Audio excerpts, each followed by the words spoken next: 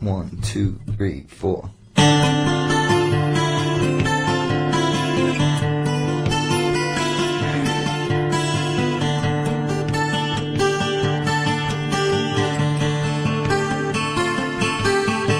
When you saw your mother's diamonds, did you recollect the pain that she doesn't care that you were forgotten son?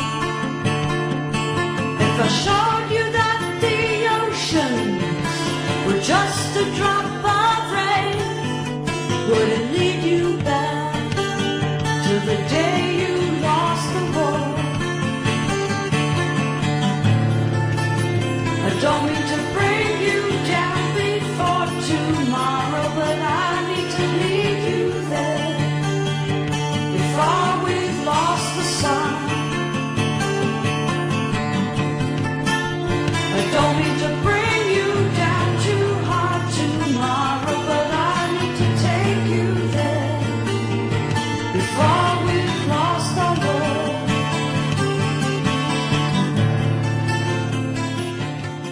Hello, everybody, and welcome to another edition of the Stench of Truth radio show here on InceptionRadioNetwork.com. And I'm live every Friday from 7 to 9 p.m. Eastern Time. And hopefully I have very interesting and different guests on my show to share some of their experiences and interests in both the paranormal, the parapolitical, conspiracy realm. I touch on all of these sorts of things. And this week will be no exception to that rule. I'm very happy to have as my guest this week Mike Clelland, who is also a podcaster at hiddenexperience.podbean.com. He also has a blog at hiddenexperience.blogspot.com, and he has a shameless self-promotion site as well, which is littleboingmarks.blogspot.com, where he highlights some of the work that he does.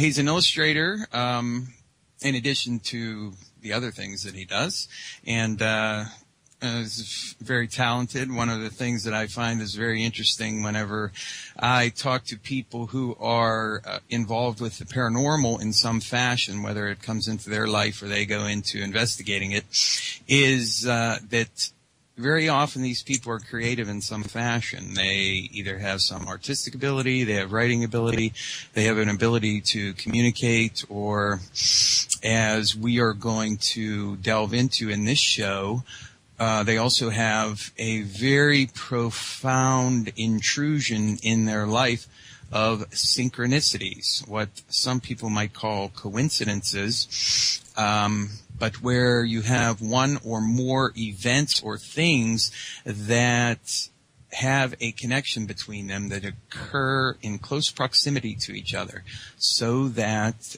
they give you the impression of meaning. My own personal take on synchronicities is that it is a very real phenomenon. There are people who feel that synchronicities are nothing more than like an action of the mind, making connections between things that have no causal connection. It's an acausal thing. From a scientific perspective, some people believe this. I think it is acausal as well, but I believe nonetheless that it is meaningful. And I have seen this expressed in a lot of people who have had experiences with the paranormal, and the more that people have had experience with the paranormal and the more that they have done research in the field, there is a heightened awareness of the synchronicity factor. And when you have researchers that look into this and actually make it a part of their research, how would you say, methodology, I guess, they tend to produce very profound and interesting material. And as I've noted, Mike is a podcaster, and he has interviewed some of the same people that I have talked to in the past, and some others that I have not had a chance to talk to yet. And his blog is also filled with very interesting developments that he has come across in his life and in his research. And I think that the first thing when I bring Mike up right now, Mike, are you with us? I'm here. All right, great. Hey, Mike, I wanted to ask you, have you always been creative? Have you always been like a cartoonist or drawer, an illustrator? Has that been something that you've pursued your life? Or have you found that there was a connection between your creativity and some of the work that you've done with the paranormal? Oh, no, I was definitely creative right from before kindergarten. I have shoeboxes and shoeboxes in my house tucked away of the things that I was drawing when I was, 5, 6 years old. So, and curiously enough, my illustration style looks a lot the same in a funny way. Even now, I'm 48 now, so over 43 or so years later, it still looks quite the same. So that was definitely. I am very much a creative type. I'm very cautious to use the term artist, and that's just my own little insecurities. I definitely refer to myself as an illustrator. Well, I have Mac Tawney's book, The Crypto-Terrestrials, and you did the illustrations in that. And they're very good. I think you have a lot of skill. Yeah, that was that book Mac and I talked about just before he died, which happened in October of 2009. I'd been friends with Mac over the telephone for about 2 years, and I just called him up out of the blue after hearing him interviewed on Banal of America, and he talked about whatever his own theories and ideas, and I just connected so strongly with him listening to that I sought him out and dialed his phone number and he picked up the phone and we connected right away. And when he was working on the manuscript for that book, The Crypto-Terrestrials, I kind of needled him a little bit, and I said, "You need some illustrations for this book." And he said, "Yeah, let's do it." And while there wasn't really any back and forth as far as me sending him illustrations and him agreeing on them and him playing art director, what we did talk about was R. Crumb. And his, how much he liked R. Crumb and how much I liked, the illustrator R. Crumb, the sort of comic book artist from the, who got his start in the 60s. Absolutely. I'm very familiar with R. Crumb, yeah. Yeah, for that reason, I did those illustrations. I think there's only 7 or so of them in the interior of the book. And I did those illustrations as, in the style of R. Crumb. With the heavy, thick, dark blackness and the real scratchy lines. Yes, and I could see by your book, Ultralight Backpacking Tips, there's a very strong R. Crummish element to the illustration on the cover. Yeah, well, anything that anytime you draw anyone walking, it sort of somehow turns into the Keep on Truckin' Big Fish illustration. Yes. Well, I guess Keep on Truckin', that dates both of us then, I suppose. Yeah. But me and my friend, we joke about R. Crumb and the comics of that period quite a bit. So yeah, I'm very familiar with him and his work, and I've always enjoyed it. It's a very interesting artistic expression on his part. So, I guess one of the things that I wanted to ask you about right off the bat, and just get it out of the way, is what about this triangular mark that you found on your arm? Well, this is interesting. So so the for folks who haven't followed my blog or anything like that, one of the things I've been doing is trying to make sense of a series of life events. And when I named the blog, I created the blog in sort of a flurry, and I just called it Hidden Experience because it sure seems like something's hidden from me. And the easy answer might be, and I'm using all these little catchphrases to sort of to couch it in a way that I have an easy out, and I'm not cornering myself in any kind of overt statement, but the easy answer might be that there's some sort of UFO connection and potentially like a UFO abduction events that are hidden from me. I'm shy to say that outright because I just don't have the direct memory. But I'll tell you, plenty of people have said it for me, and I'm very quick to correct them. But the marks on my arm, which are actually really hard for me to see here, yeah, there they are pretty tiny. I think they're only like 3/8 of an inch between two of the dots. And the dots create a really perfect triangle. They're just a little bit down my arm from my thumb on my left wrist. And I do remember these, just being fascinated by these little dots when I was a kid, maybe, 12 years old, and how absolutely perfect the triangle was. Yeah. And there's a series of photographs on my blog somewhere of these things. And it's funny because I kind of, like, for a long time I was like, was this an inoculation? Was this like something like that? And I don't remember anything like that. And they look just like tiny little indentations, smaller than a, I don't know how to say it, smaller than a BB, the head of a pin maybe. These little indentations. There's 3 of them in a perfect triangle. And now that it's well over, I'm 48 now, and a lot of time has gone by since I first saw them. They're one of the dots is faded out, and when I took the picture, I had to actually shave my arm with a razor in the shower, and I just shaved that little spot so it was nice and clean. There was no hair over it, because with hair on top of it, it's kind of hard to see. This is very funny because, in a curious way, like, I don't really put too much credence. I don't really know what these are. I don't, there's other people who have told me what they thought they are. And I put them on the blog because, there is the implication that, who knows, something nefarious, something otherworldly, may be at the root of what these little dots are. Now, the more interesting thing to me in a funny way is, and I didn't realize this until just a few weeks ago, maybe earlier in the summer, that am I here? Yeah, you're still here. Yep. How do I sound? I lost you for just a second there, but you're good right now. Okay, you're kind of going in and out a little bit. Okay, well, I guess we're having a little bit of back and forth here. Okay, so here, let me just butt in if I fade out again. Okay. So what happened was that on my blog, there's a very simple thing where I just could keep track of what the most popular, who's been visiting the blog and what the most popular, posts are. And one of the most popular posts, and I've done a lot of, I've interviewed famous, like I've interviewed Nick Redfern and Brad Steiger. So I've interviewed folks that have a, web presence and are popular. But for some reason, this little post that I did about the triangle mark on my arm, was one of the most popular postings I'd ever done. And that didn't make any sense to me.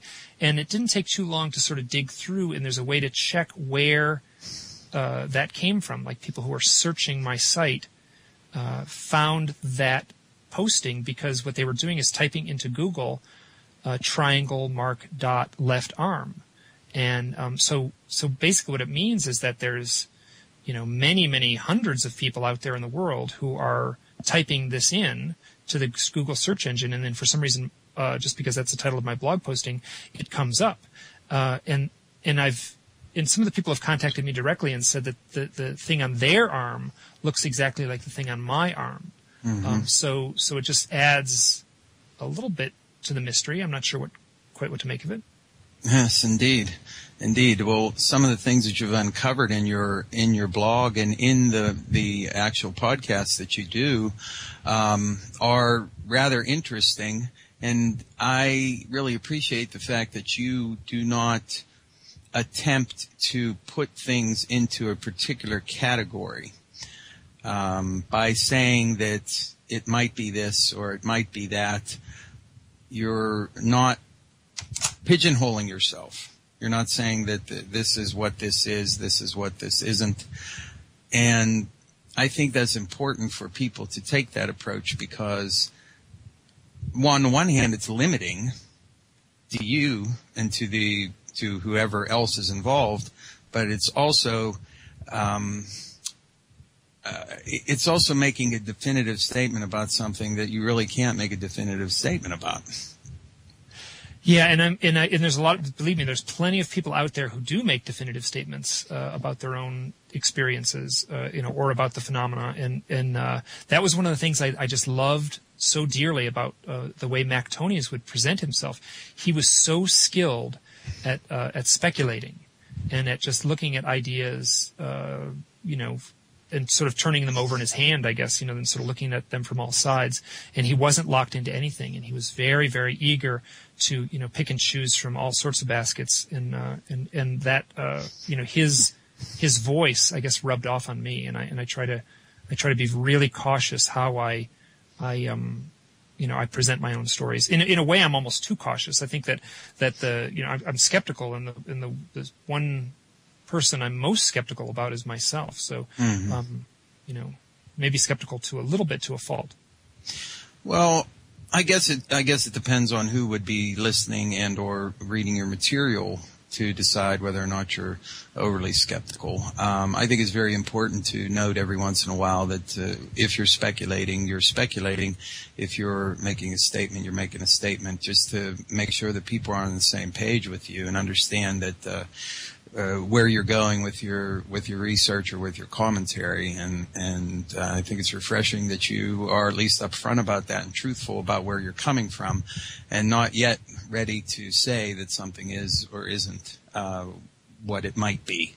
But can you tell us the experiences that you had which, in retrospect, caused you to wonder at what may have happened to you and the influences that may have been placed into your life, which caused you to put the blog together and do all the things that you've done since then?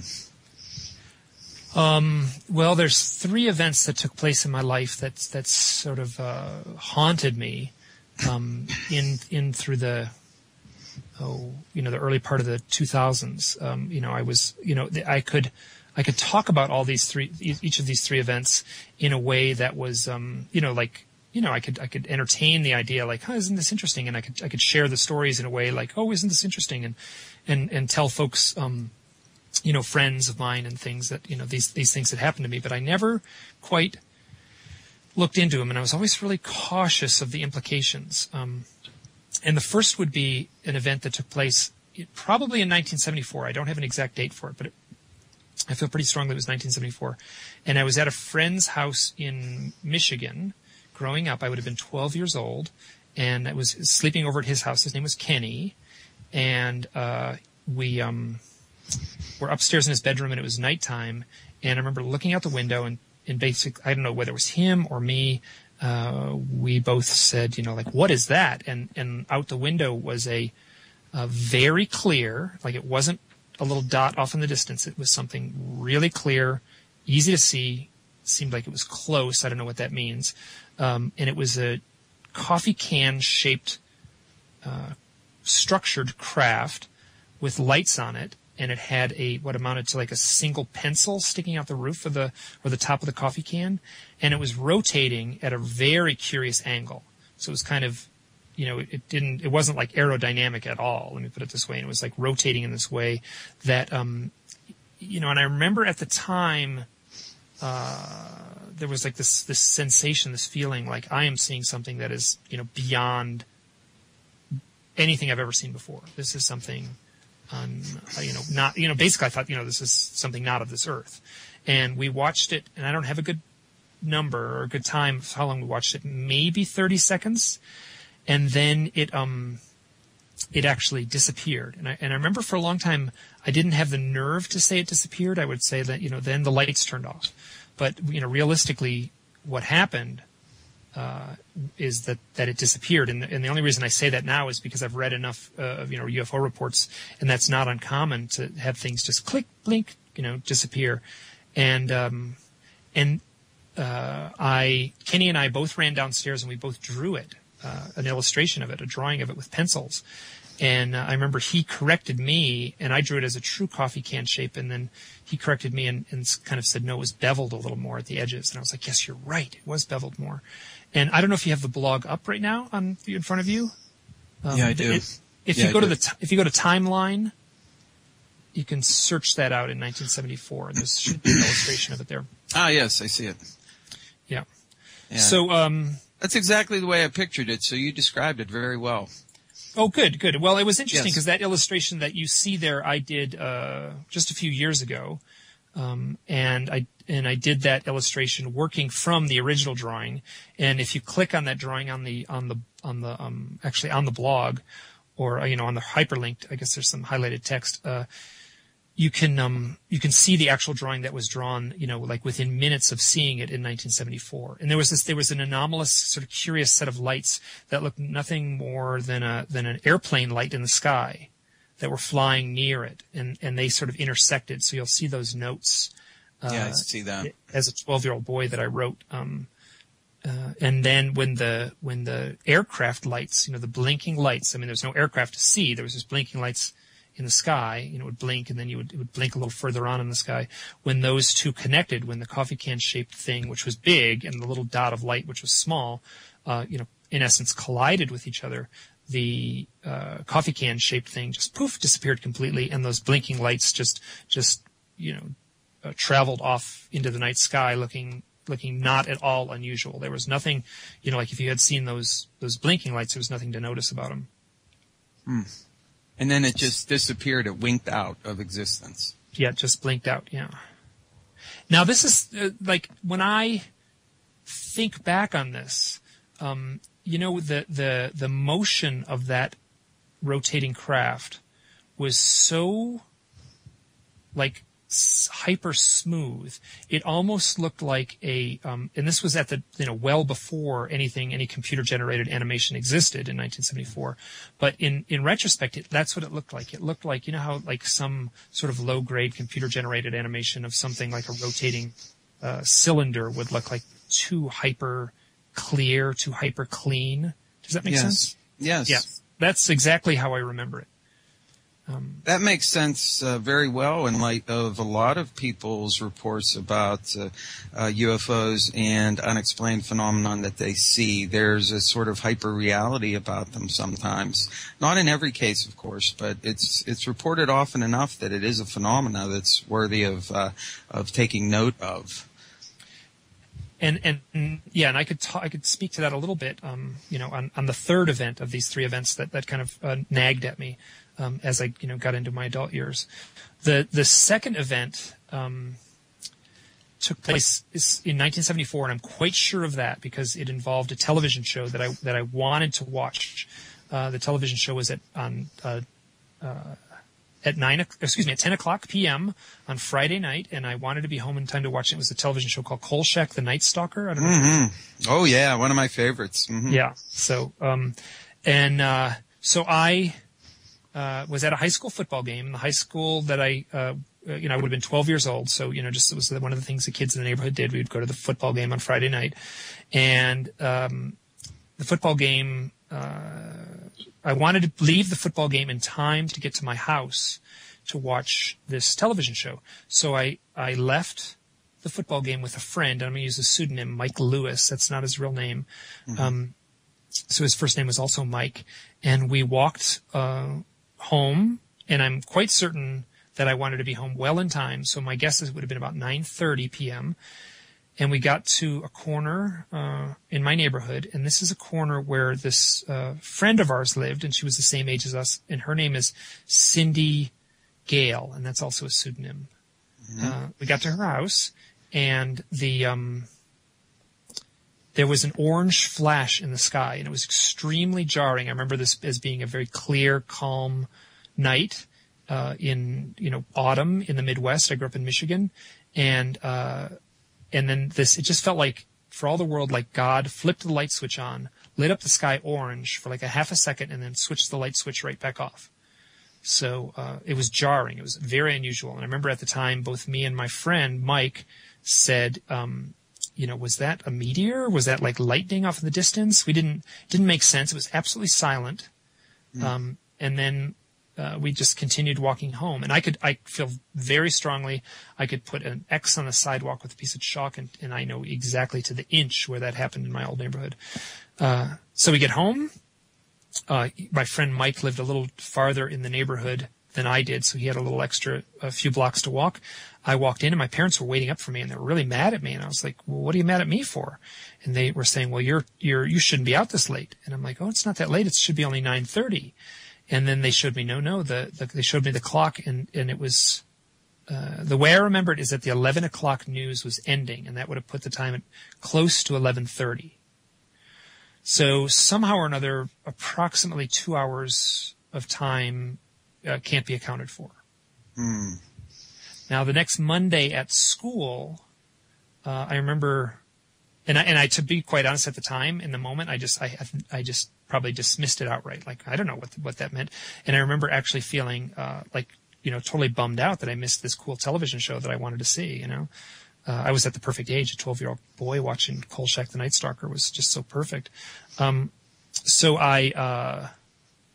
the next Monday at school, I remember sitting around the cafeteria in the junior high school, and it was me and Mike Lewis and a few other kids. And I remember saying, something strange happened. We saw something weird on Friday night. To which Mike Lewis, can I swear on this show? You can say no. Yeah, go ahead. Okay, if you need to beep it out. So Mike Lewis said, this is the exact quote, and I sometimes gloss over this. I said, "Yeah, we saw something weird on Friday night." And then Mike Lewis chimed in. He said, "Yeah, UFO with fucking lights and everything." And I remember thinking at the time, he's making this up. He's lying. I never saw UFO. I never saw lights. All I saw is the sky turned orange, and I dropped it, and I've never brought it up again. So, Did you lose touch with him? Have you ever thought of contacting him again to ask him what he?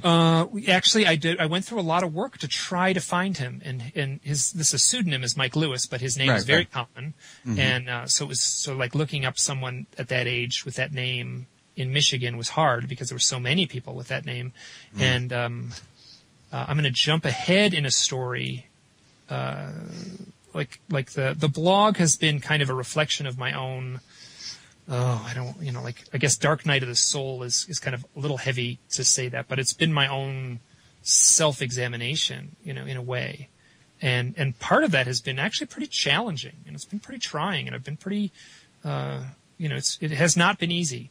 So in the summer of 2009, after starting the blog in the spring of 2009, I've been doing this thing which for some folks might sound, odd, but it has been very, very helpful for me, and I've had good results from it, where I will go out into the mountains, and I live right near Grand Teton National Park, so I live in a pretty place where, it's very easy to get out into beautiful camping, and I'll go out alone, and I'll sleep out under the stars alone, and then I'll will ask the universe for help. And as new agey and corny as that sounds, I've actually had very, very interesting dreams. Or if I don't have dreams, then some other associated synchronistic phenomena will emerge. And I tend to trust this. I tend not to push it. You know what I mean? I don't do it, willy nilly. I only do it when I really feel like it's kind of burning in me to sort of get some answers. So it was actually, I'll be quite honest, it was burning. I was in a place of, I was all mixed up. I was anxious, and I just needed some sort of confirmation. So I went into the mountains, slept out under the stars. I actually had a little voice recorder, and the little voice recording is on my blog. And you can hear me, and I definitely sound kind of worked up and kind of mushy. And I say I'm just about to go to sleep. It's getting close to 10 o'clock, and I make this plea to the universe, and then I shut the voice recorder off. The next morning, nothing. I wake up, there's nothing. There's no dreams, nothing unusual. I hike through the mountains a little bit, and then I walk back to my car. I drive to my house. I flip on my computer. It's about lunchtime by this point, and I check my email. And on my email is a Facebook message that came in at 9:48 p.m. the night before. So potentially right to the minute when I was talking into the voice recorder, where I said it's about 10 o'clock. I don't know if I even looked at a watch, so I was just guessing, I suspect. And this would have been July, almost 2 years ago to the day, maybe right around this time. And the message was it said, Mike Lewis wants to be your friend on Facebook. And it kind of freaked me out. So I have connected with him, and I have not brought it up. I know it sounds kind of cowardly of me. I have not had the nerve to bring it up to him. We have definitely talked about like friends in high school and such, but I have not brought that up. So that's something for the future, perhaps, for you to pursue. I actually think about it, and I just feel like I just need to trust myself, and I just feel like it's not quite right. Maybe I'm kidding myself, or maybe I'm just making an excuse. But yes, at some point in the future, I do plan on following up, and we've exchanged phone numbers and everything. So there's no reason not to, except just my own inner nervousness. Well, that's fine, and it's certainly understandable. I mean, potentially you could have confirmation or a complete dismissal of the entire event from that point of view. But my advice to you would be to trust your own judgment on that. And if you don't feel it's the right time or circumstances to do it, then don't. Yeah. You have to really go with your gut. And I think that you've commented more than once that you view kind of like your blog and your podcast as kind of like a as you've already said, sort of like a self-exploration, sort of like a psychological program for yourself to kind of work out the things that you've experienced and try to put them into some architecture that makes sense. It's so strange. There's stuff I've said on the blog to the world that I really haven't said to close friends. So, the joke I make is that, if the government really wanted answers from the evil terrorists, they would just, instead of torturing people at Guantanamo, they just give them all blogs, and then the truth would just gush out. Whether that's true or not, I don't know, but that's kind of my sense, is that it's a curious sort of truth serum to me.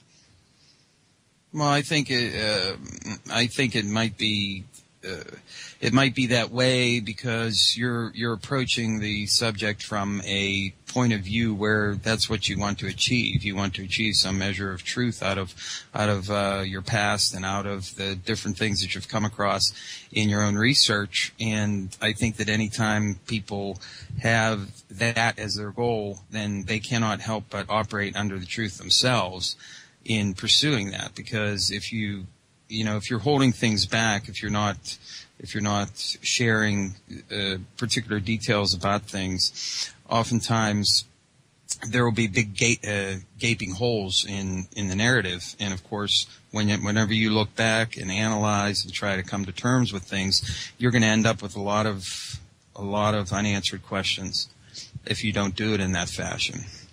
Yeah, there's a few stories which I kind of keep to myself. And the only reason I keep those to myself is just because they involve other people, and it just seems unfair to share them without them, sort of chiming in. And there's some of this, some personal stuff involved in those stories. Oh, absolutely. So the other thing, so there was 3 events. So yes. Back to the event of the missing time and the orange flash that took place in front of Cindy Gale's house in Michigan. In 1974. When I started the blog, I originally, just out of my own shyness, all I put on the blog, the first handful of postings are really only these kind of curious synchronicities that I've had in my life, and they were kind of pleasant and kind of, they make a nice little blog posting because they're not too long. And but there came a point in March of 2009, within the first month of my blog being up, where I knew that I had to post the story about the missing time event. I just knew that today was the day. And I live in a ski town, so I was out cross-country skiing all day with some friends, and that was sort of spinning in my mind that I was like, when I get home, I got to post this thing. So I had actually already written up the event as a diary entry, so it was all typed up and formatted and everything like that. And I just got on the blog, and I had actually already found a Google Earth image of Cindy Gale's house from a satellite, and I'd actually put a little yellow X on the sidewalk. And if you're on the blog, I think you can find that it's on the it's dated in 1974 on that same timeline post. I'm looking right now. Let's see. I don't want to open anything up. I just want to keep my bandwidth as full as possible, so my sound quality, so I don't drop out. Mid-70s. So it should say Orange Flash and Missing Time. Yeah, Orange Flash and Missing Time, yes. Yeah, if you click on that. So I see. Okay, there's the X, and there's Cindy Gale's house. Yeah, so I'm at home, and I've got it all set up ready to go, and I'm just about to post it, right? This is a very simple process. You just cut and paste the text and drop it into this box, and you click, publish. And I just, my hands, out of sheer cowardliness, my hands like froze over the keyboard. And I was like, I'm not brave enough to do this. And at that second, and I'm not exaggerating, not a second before, not a second after, like right when I just sort of like got this sort of, feeling in my gut, like I'm a coward. There was a ping. There was an audible ping on my computer, and it meant that email had come in. And I remember thinking to myself, okay, I'm just going to check my email. I'm going to ignore this for a little bit. I'm just going to check my email. And the email that came in, there was two emails that came in, and one was from, it said, Cindy Gale wants to be your friend on Facebook. Oh, no, you're kidding. I am not kidding. So wow. This happened before the similar event with Mike Lewis. And the next email in that same, side by side was from Whitley Strieber, and it was Whitley Strieber was following my Twitter posts, which I actually hadn't really done anything with Twitter. I was only using it to post my blog. So I thought that was very strange. And without hesitating, I immediately contacted Cindy Gale, and there's a little chat box. And I think we chatted we didn't talk on the phone, we just chatted on that little chat box for like 2 hours. And I just said, listen, this is the weirdest thing that's ever happened in my life. We hadn't talked for, I think it was like 37 years, because she moved in 1974, shortly after that event. And then that would have been 2009. So I think that's 36 years. Yeah, 35 years. So we hadn't talked in 35 years. She chooses that microsecond to make my computer ping. And I'm not exaggerating. It felt like, when Tinkerbell on the beginning of like The Wonderful World of Disney, like sprinkles the little fairy dust around. It felt like my room around the area around my computer was like sparkling with Tinkerbell dust. It was so magical, like that experience. So I sent her the post, what I was just about to write, and it was, it's like 4 or 5 paragraphs long, and she reads it, and she kind of goes, that's neat. And she says, I've got a few UFO books around the house. And I want to be cautious. This is like Cindy and I have reconnected, and all I can say is that she has had a handful of odd paranormal events in her life also. And I'll just leave it at that. Mm-hmm. Well, obviously, you've illustrated a couple of very interesting synchronicities, and that seems to be like the heart of your research right now. And some of the people that you've talked to on your podcast have that as one of the most important things about their particular brand of research as well. And I've told this to Andy Colvin, who you talked to recently, that I believe that any serious headway to be made in paranormal research has to take into account the idea of synchronicities and the sort of synchronicity approach to research. And that is that you follow these things and you actually incorporate them into the research that you do and take advantage of the times when they come up, because as often as is pointed out by a lot of people, synchronicities can often be like a signpost telling you, and I think maybe Nick Redfern even referred to them that way. They're like a signpost, either telling you to continue on where you're going or to turn off and go in a new direction, depending on what it is that you're doing. And, I don't know where that's coming from, but there does seem to be some kind of motivation behind it. I absolutely agree, and that's actually one of the things that's been just in the last few weeks has been sort of nagging at me that this is like everyone kind of whispers about it, and everyone kind of treats it as an aside. People who are doing either UFO research or people who are doing, people who claim the direct experience themselves. They are kind of, they'll tell their story, and then like in an offhand way they'll say, and then I have a bunch of synchronicities, where to me the synchronicity is just as magical and just as profound a paranormal experience as seeing something in the sky. I mean, it's by definition, it is a meaningful coincidence that simply could not happen by chance. I cannot dismiss the two stories that I just told, where, both involved Facebook, both involved people, all three of us were probably, Mike Lewis, Cindy Gale, and myself when that orange flash happened, where, Cindy was in her house, and she actually made a joke when I talked to her. She said, well, if it was Friday night at that time, and I can't remember, she mentioned the television show that was on, and I think it was the Bob Newhart show. She said, I would have been watching the Bob Newhart show. All of us were within, 40 feet of each other. I don't know how, where her television was in her house, but it was, the little suburbs and small little homes. Mm-hmm. We were close. So that, the synchronicity is as interesting as any other aspect of the phenomena, as burn marks in a field that a nuts and bolts researcher would want to go and analyze. That's all well and good, and I think there's important information that comes from those,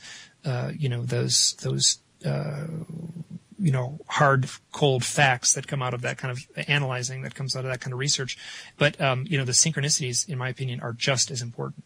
And the synchronicities are so deeply personal that it's almost hard to research them, because when someone wants to share a synchronicity, it's not a little 3-minute story. Oftentimes the story ends up being, half hour long, because they have to say like, well, this is why it's meaningful, and this is where all the threads are connected. Absolutely. And I think that whenever you put these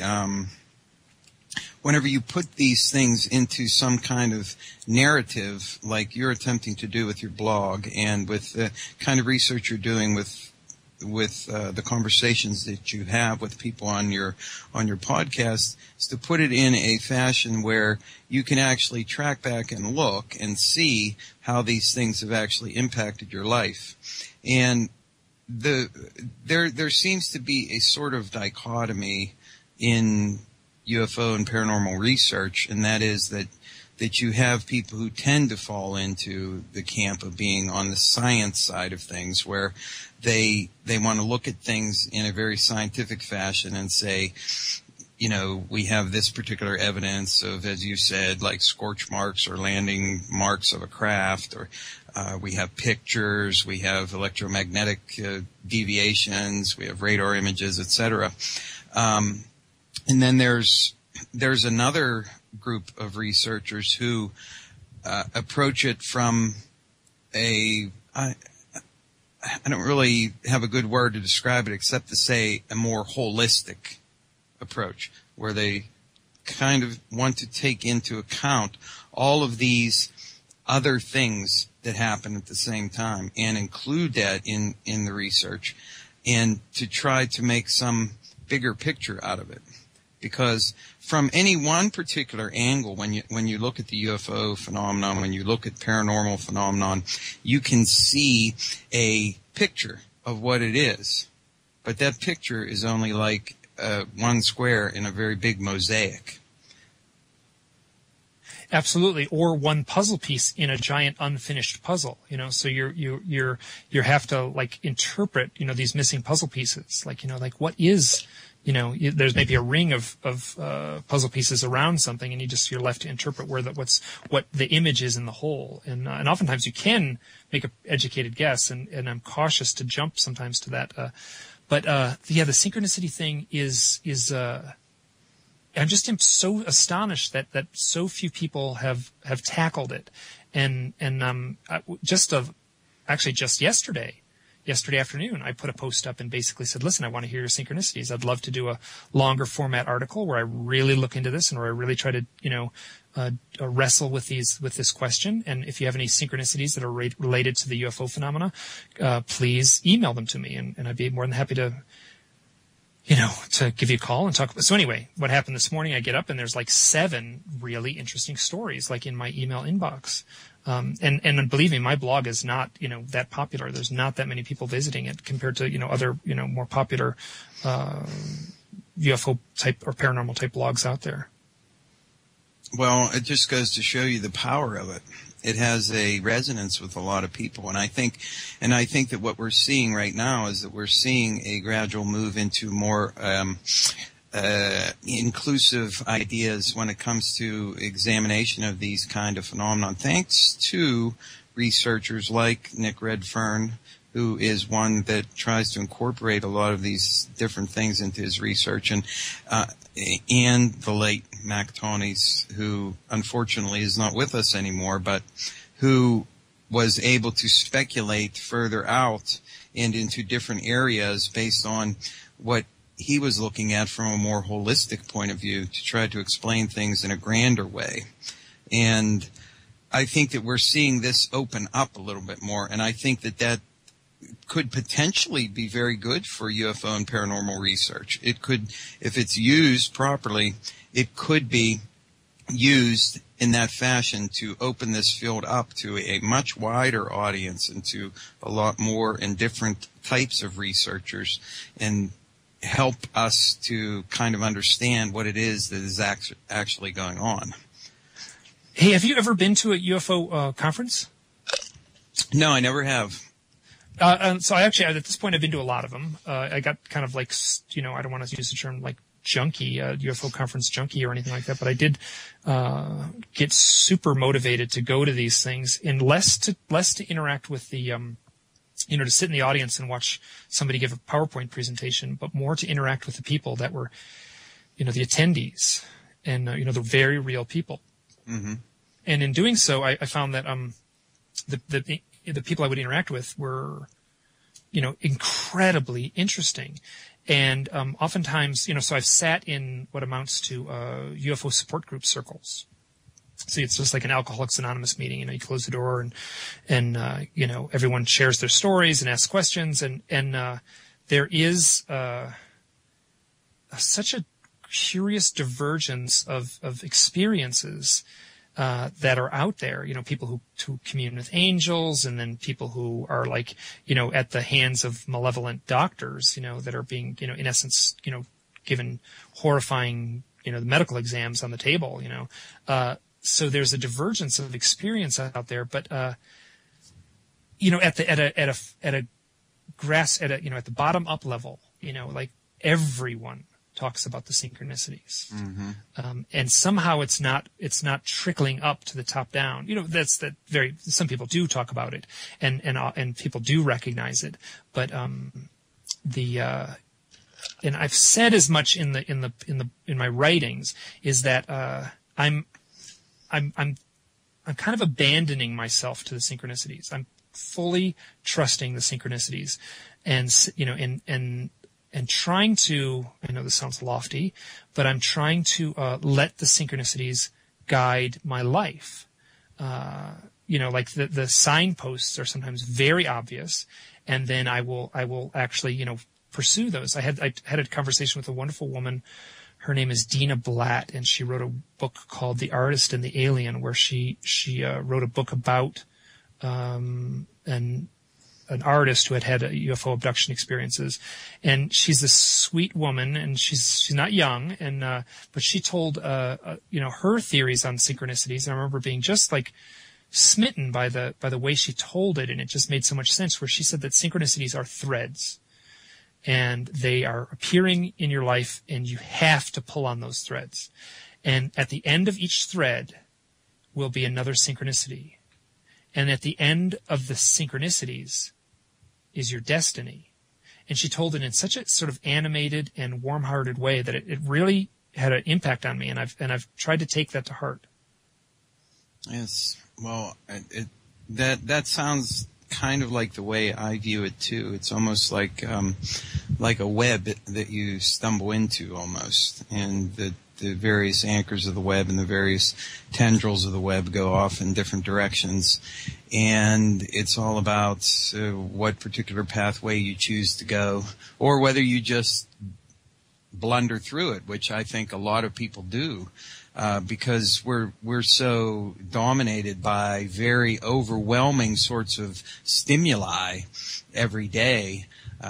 We have media that penetrates our lives in virtually 24 hours a day. In some cases, you're inundated with so much information coming in that it's hard for you to notice very small and very what would usually be unnoticed things that happen around you.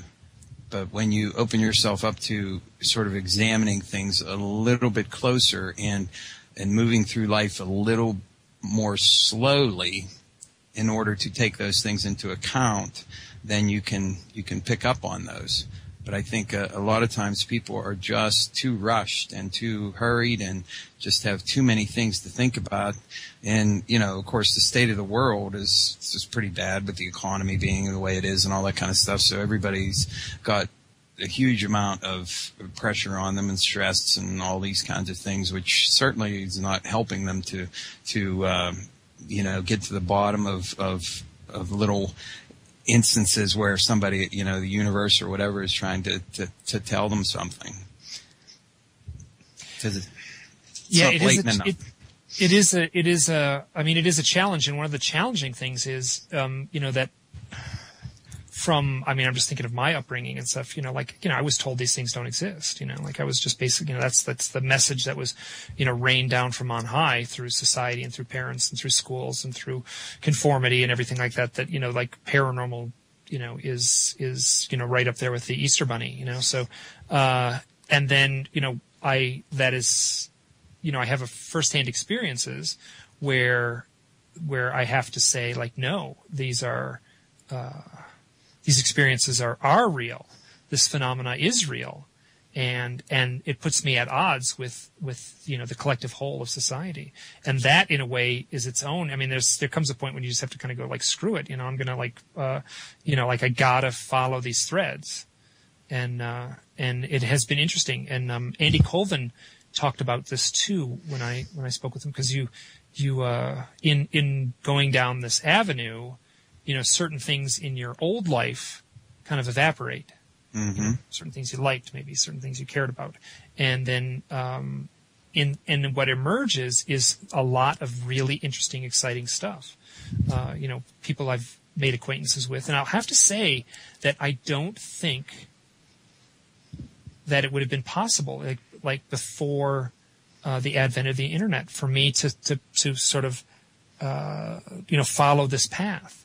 And I mean that quite literally. I don't think I could have done it, with handwritten letters and going to bookstores and finding books. The interactive quality of the internet has changed a lot, and I think one of the things that's changed with the advent of the internet. For instance, like having a blog is in human history very new phenomena, and I don't think if I was to turn the clock back, I don't think there wasn't that much time before March of 2009 when I started mine, when blogs really existed. What, a couple years maybe, in some form or another. And then also the podcasting thing, and then the interactive nature of just being able to contact people with email, and then also just the tool that we're using right now is Skype, of just as having really clear, I can do high quality audio interviews with this tool on my desk that cost $1,000, which just simply couldn't have existed before. So the internet has, in no uncertain terms, accelerated the collective acceptance of this phenomena. Because I think even though Joe Normal isn't checking the paranormal blogs every day, I think that the popular acceptance of this phenomena has changed enormously in the last decade, to the point where, I'm in essence declaring to the world that I'm insane, right? Like the collective just, there's nothing more ridiculous and laughable than hinting that you might have had some sort of UFO contact experience. That's right up there with saying you're the reincarnation of Napoleon or something. But I'm doing it, and I don't really sense any backlash. No, and I don't think that we're in a place right now where there is a lot of negativity expressed for what would have been considered just a few short years ago to be kind of fringe topics and fringe ideas. All you have to do is look around on the internet, and you can see that there are thousands of people who post to forums and blogs and different radio shows and things of this nature where this type of thing is talked about. And I think that you hit upon something that's very important, and that is the idea that with the advent of technology, with the internet and with the connectivity that we have throughout the world, the literal ability to talk to someone on the other side of the planet instantly, anytime you want to, via the internet, makes the job of tracking these things down so much easier. And I don't think, as you rightly said, that you could have a hope to do the kind of research that you're doing in a world without this. And one of the things that has happened is that I have connected with a lot of people who claim the firsthand experience, the firsthand contact experience, and they'll find me. They'll send a post, and I'm very, the site is small and it's kind of intimate, and I can just, it's very easy to search out someone, find their email address, or find a way to contact them and say like, ooh, we should talk. And then, so I've had a lot of phone conversations in the last couple of years with people, and I've heard a lot of stories about people's firsthand, I've heard the scary stories of military abductions and mind control, and I've heard the blissful angelic stories of entering a magical realm with angels and fairies. And that is not unusual, because we have heard these stories, and of course we've had this experience with us probably throughout entire human history. I mean, as far back as there's been writing and paintings and things, there have been things pictured in the sky, there have been stories told of things seen, unusual creatures, etc., that's been with us ever since, we've been human, probably. I think it's a fair guess to say so anyway. But we can certainly go back in recorded history and see examples of this throughout time. And, of course, Jacques Vallée examined this. Other researchers have looked into this as well. And it's something that you would come to expect at this point in time, that there will be this panoply of different experiences that people are still experiencing now. And I think that only by nature of what it is that we're talking about, this sort of narrative that's being talked about in paranormal circles, like if you're a ufologist, we went through a period of time where it was mostly thought of that UFOs were extraterrestrial craft, coming here from another planet with aliens on board. And then there's sort of came up a couple of different theories as to what these things might be. And we're seeing actually right now a flowering of new and different ideas about what is the underlying phenomenon that we're seeing. And I think that what we'll talk about here, because we're going to take a break in a moment, what we'll talk about when we come back from the break, if you don't mind, Mike, is to talk about some of these different experiences that or some of the things that people have shared with you, if you can, a few examples of things that people have experienced, and then we'll actually talk about what might be behind what it is that people are experiencing. How does that sound? It sounds great, and I mean, speculation is as long as we cage it in the realm of speculation. Oh, absolutely. That's what we'll be doing. We'll be speculating, of course, and of course that's exactly right and appropriate at a certain point in time to say, well, taking this into account, what do you suppose might be around the corner and what might be coming up? So that's what we'll do. When we come back, we're going to have a couple of stories of things that people have shared with Mike, different interactions that they have had with UFOs, aliens, and or the paranormal in general, and then we'll get on to talking about some of the various speculations about what might be behind these phenomena. But right now, we're going to take a break, so stay with us, and we'll be back.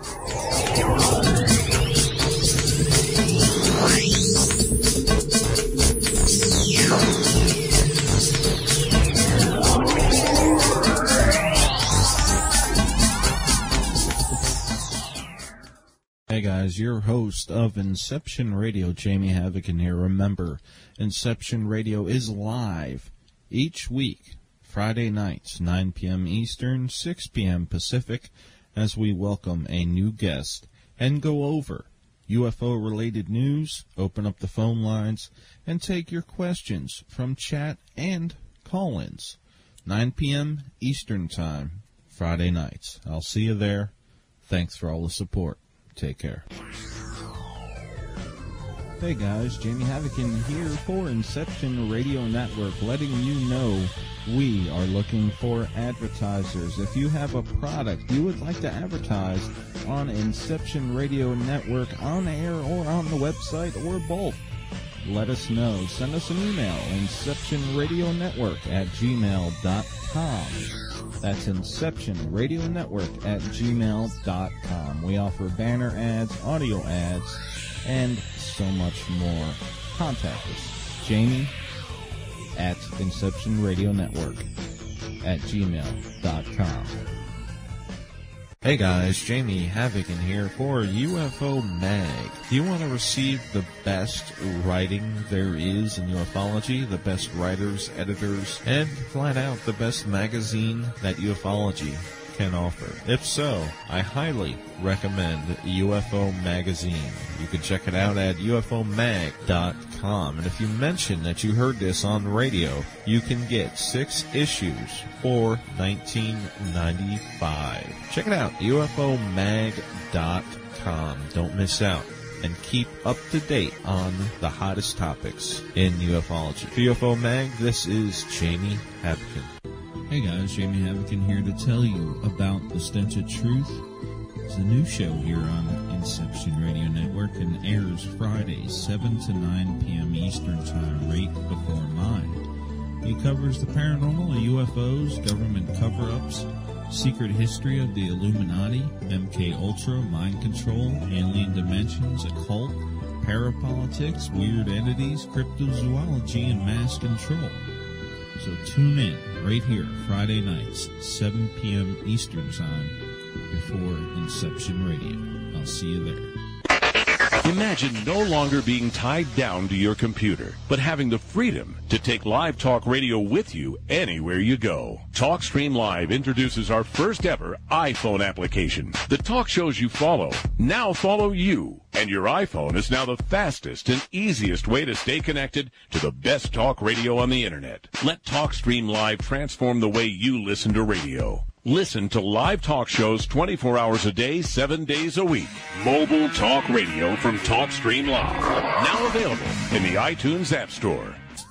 Hey guys, Jamie Havocan here to tell you about Haunted Cornwall FM, which is the UK's first and only paranormal radio show. The show covers a wide range of subjects to do with the paranormal and is always open for discussion and debate, and is hosted by John. The show can be heard right here on Inception Radio Network, Sundays, 3 p.m. Eastern Time, for a 2-hour show. Be sure to check it out. That's the Haunted Cornwall FM radio show, Sundays, 3 p.m. Eastern. I'll see you there.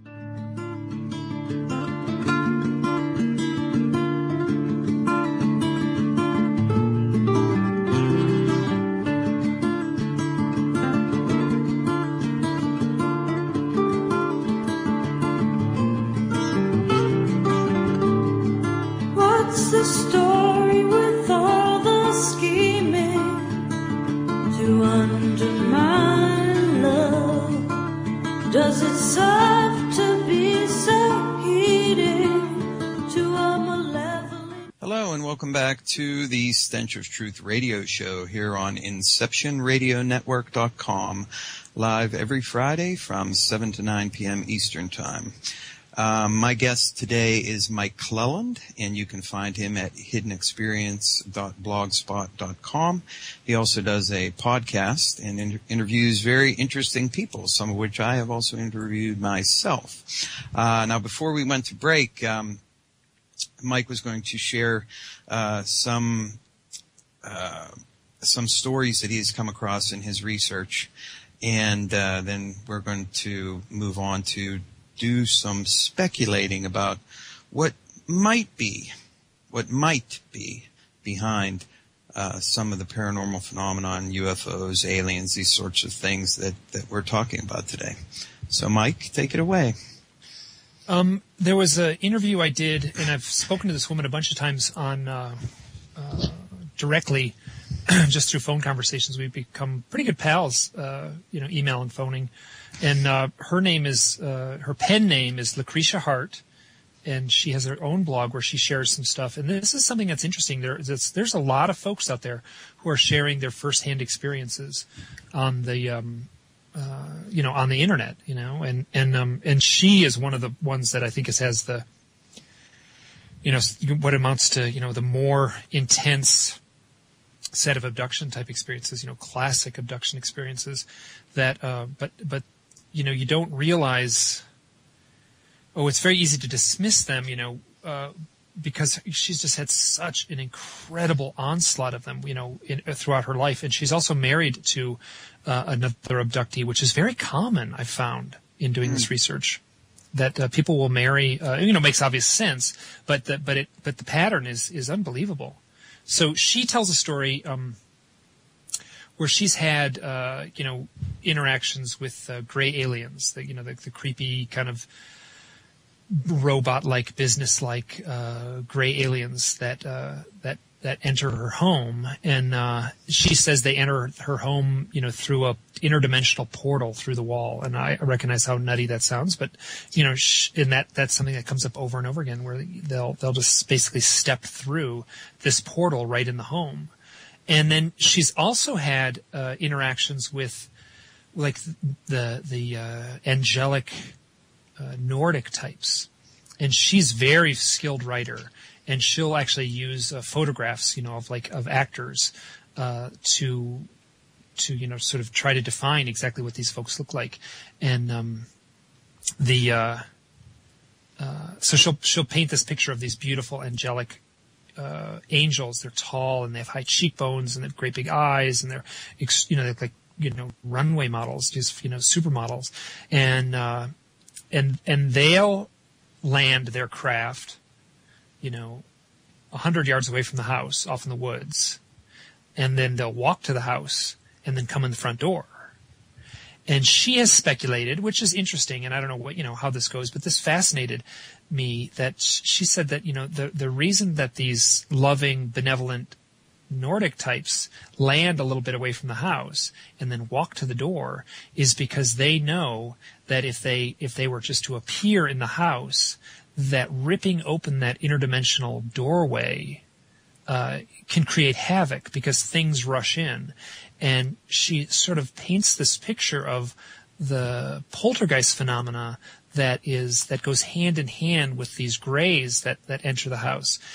And she, basically states outright that when the grays come in the house, they rip open this interdimensional portal, and then the house is plagued with poltergeist stuff. Stuff is being moved around. There's clonking. Doors are opening and closing. They're seeing orbs in the house, and she just speculates that that's the benevolent kindness of the nice Nordic types that as a courtesy don't do that, because they don't want to disrupt her life, her and her husband's life. And I'd never heard that mentioned anywhere before. She may be completely off base, but I thought that was fascinating. Well, when you related that story, it immediately reminded me of when I did a show with Tanya Durenberger, who is Woody Durenberger's daughter, And he's famous for being the guy that met Indrid Cold, who was associated with the Mothman phenomenon in West Virginia. And she actually related to me in the show that we did, the interview, that she actually met Indrid Cold herself. He would come to her house and talk to her father. And I believe, and I'm not 100% sure about the exact, nature of how she brought this up, but she asked Indrid Cold, why don't you just come here in your spaceship? And he basically said the same sort of thing. He didn't say you'd have poltergeist phenomenon, but what he said was that it would create too much attention and attract people and things like this, and he thought it would be better if he just approached the house just like a regular person would, by walking up rather than bringing his spaceship and landing it in the backyard or something like this. So I've heard that from her, at least, in that sense. And Indrid Cold, as he's described, is very human-like. Well, actually looks completely human. So, I don't know whether there's a connection between the Nordic aliens in that sense, being aware of, the kind of effects that they can have on people, but I thought I would relate that. Yeah. All of this is interesting. All of this needs to be tossed into the soup. Mm-hmm. Absolutely. And I think that when you look at these sorts of things, one thing that kind of bothers me with people whenever they examine this phenomenon is that there's a tendency to use morality to kind of gauge what it is that's happening. If someone has an experience where they're abducted and, they seemingly have tests performed on them in a rather rough and abusive manner and, missing time from their lives, and they feel very traumatized by this. And then you have someone else who, experiences contact with angelic-like beings who are very benevolent and, offer hope for your future and things of this nature. People put them in categories that we understand as humans, and that is good and or bad, good or evil, etc. But I kind of want to really shy away from that myself, because I think that whatever phenomenon is ultimately going on here, what's behind at the root of it is not really necessarily subject to our morality. So that what they're doing if they're giving someone an experience of being abducted and probed and whatnot, they may have no, morality themselves to realize that would be seen as evil or wrong by us. And the way I try to look at this same sort of, thing is that, there's a Peter Cottontail or Peter Rabbit. There's a, British children's book, and they showed the little rabbit, and he's got a little vest on, and he sits at a table and drinks tea. And obviously rabbits don't do that, right? But you can anthropomorphize the rabbit in a cartoon and say he has a little mailbox in front of his little rabbit hutch. And then I think we are, and I do it myself, I'm guilty of it myself, is we will anthropomorphize these alien entities. And when I say alien, I don't mean that they come from another planet. That would be extraterrestrial. I mean alien the way it looks like in Webster's dictionary, where it means something that is, so profoundly different than ourselves that we have no other word but to use the term alien. And then, whatever's going on, it would be a mistake to sort of see things in their, in our, frame of reference. This is what drives me crazy about the disclosure movement, is that there's this assumption that there's these aliens can will someday just saunter into a conference room and, you can sit down and hash things out like you would, with the emissary from Indonesia about trade regulations or something like that. It ain't going to play out that way. It would be, I just think that from my direct experience, just people who I've talked to who have had, been in the same room with them, it's mind shattering. I just feel like if you attempted that kind of thing, everyone in the conference room would just, clutch their heads and go insane, basically. Whether they'd ever recover, I don't know. Yes. And of course, that would ultimately, there would ultimately be a whole host of things that you'd have to tack on there for that to be true. And one thing, the most obvious one perhaps, is that there is an ultimate agenda behind whatever it is that's happening. And that's not at all clear, in my opinion. That's my opinion based on what I've seen and what I've looked into. There is no real point to a lot of the things that these people or these entities, whatever you want to call them, there's no point to some of what they do. In fact, a large portion of it seems to be it seems to have no point from our frame of reference. Yeah, there's a theatrical absurdity that takes place in some of these things. And then at the same time, and here I'm going to do it. I'm just going to anthropomorphize. It's like, being the rat in the maze, and we're the rat in the maze, and we're speculating at what the grand agenda is. We can peek up, we can look up, and every once in a while get a glimpse of the scientist with his clipboard looking down into the maze, but we have no idea what the agenda of the scientist is. Exactly. We the rats. Exactly, and I think that it's a mistake to go in that direction, to assign a morality, to anthropomorphize. I mean, even if you see an entity that appears to be human-like, there's no way to know whether it really is, whether you're seeing a projection, whether you're seeing something that's implanted in your mind. I mean, all of these things are possibilities at the very least. They may be, far out possibilities, some of them, but they're still possible. Whenever you look at it. Once you go down just by the mere fact that, people see a craft in the sky, that's impossible, right? So you've already stepped into the realm of here's something that's so unusual that it defies all, rational, what let's say our collective rational thinking, this craft in the sky. And then, in essence, the door's open for everything. Right? I mean, anything is possible at that point. Once you've crossed the line and start looking into the data points that show up. I mean, just because something's weird, here I'll give an example.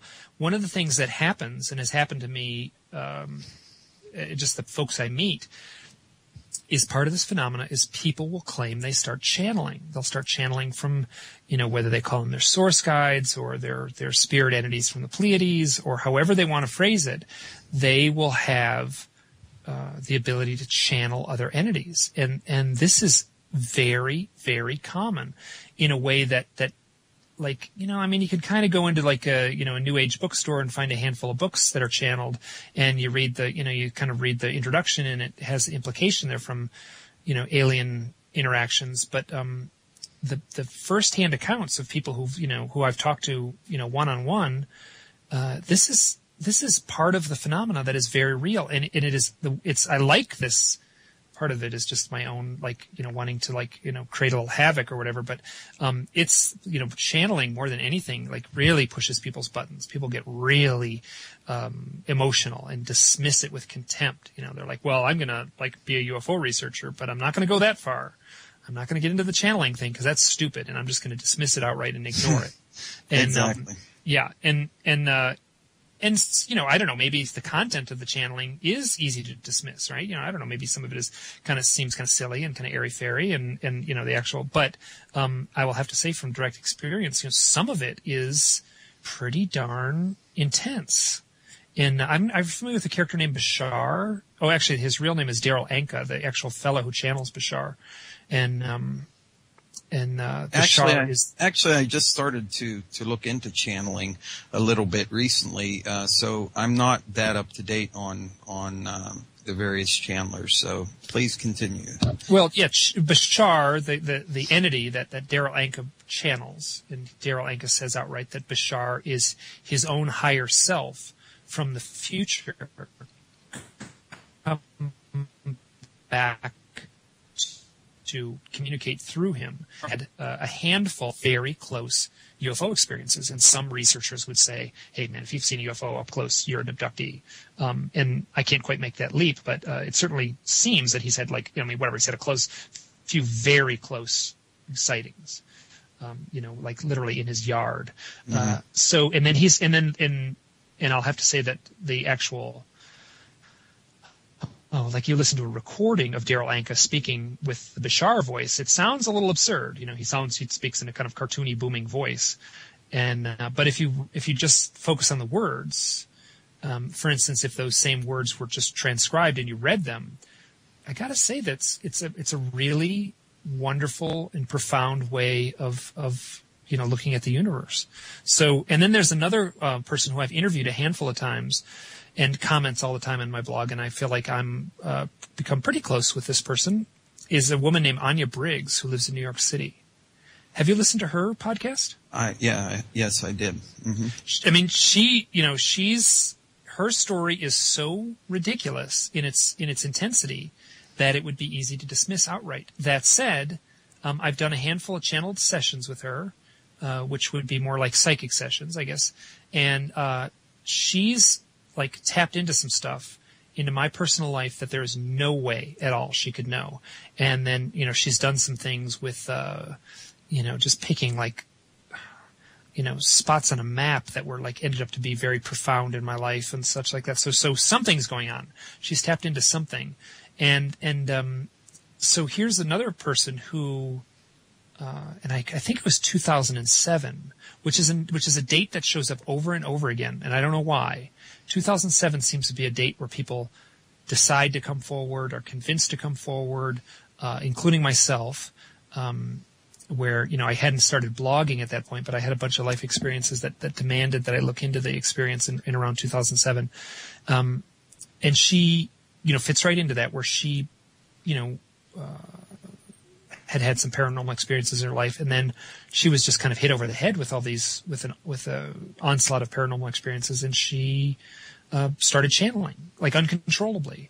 The only image I can get is that instead of like a little teeny peephole opening up where information could come through. Don't ask me why, but she was at the receiving end of like the barn doors opening up and then just, monstrous amounts of information just flooding through.